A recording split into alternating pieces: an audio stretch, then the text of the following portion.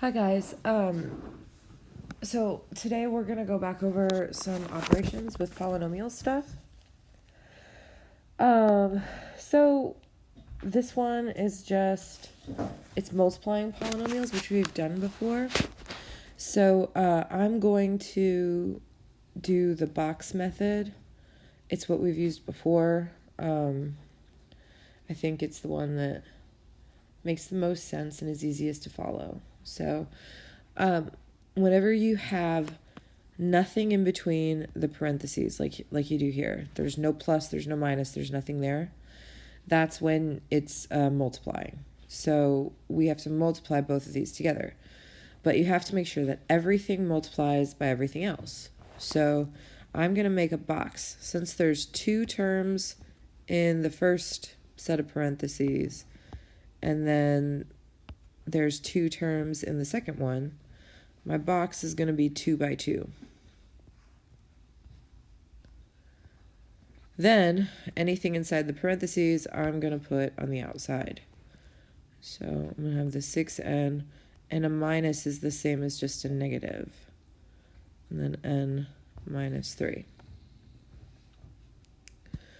So what I'm going to do is I'm going to imagine that these are going in a straight line, okay?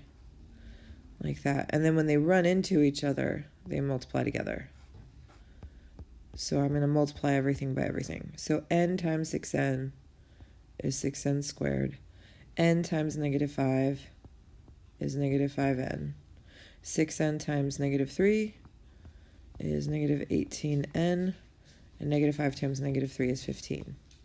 The only thing left to do is to combine like terms. So luckily, our like terms are usually just diagonal from each other, so it's not too bad.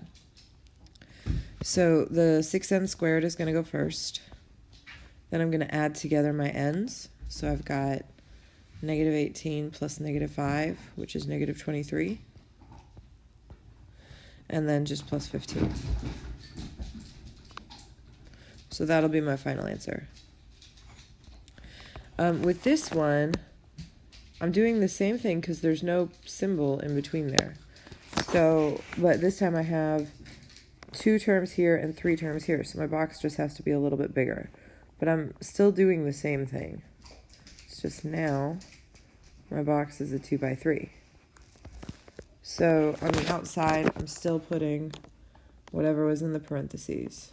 So 2p and negative 3 from the first one. 2p squared, negative 6p, and negative 4 from the second set. So once again, just imagine them going to a straight line, and when they run into each other, just multiply. So 2p I have to multiply by all 3. So 2p times 2p squared is 4p cubed.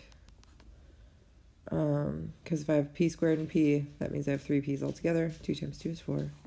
Then I get negative 12p squared, and then negative 8p. The easiest thing people mess up on is usually with the variable, either forgetting about it or messing up on the exponent, so that's just something to be careful of. Then I have to multiply negative 3 by everything, so that'll give me negative 6p squared, 18p, and 12. So then I just have to combine like terms. And luckily, once again, my like terms are just diagonal from each other. So I'm going to start with 4p cubed, and then add these two together to get negative 18p squared. Add these two together to get 10p, and then my last one is just 12. And that'll be my final answer. So there you go, that's multiplying polynomials.